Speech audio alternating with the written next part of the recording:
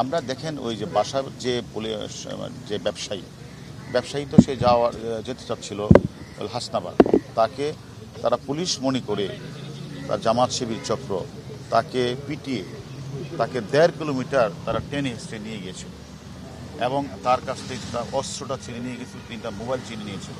আমরা সে অস্ত্রটা উদ্ধার করেছি, মোবাইল, এবং এই ঘটনার সাথে যারা জড়িত তাদের 5 জনকে আমরা গ্রেপ্তার করেছি এবং আদালতে তারা অলরেডি 164 করেছে।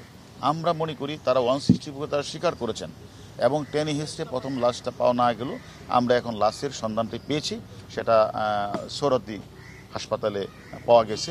আমি মনে করি সেটা তার অবশ্যই পরিবারের কাছে নিয়ে যাবে। কিন্তু এই যে জঘন্যতম যে হত্যাকাণ্ডটি যারা ঘটিয়েছে তারা আদালতে কিন্তু 164, তারা সকলেই জামাত এবং বিএনপির সদস্য। ধন্যবাদ।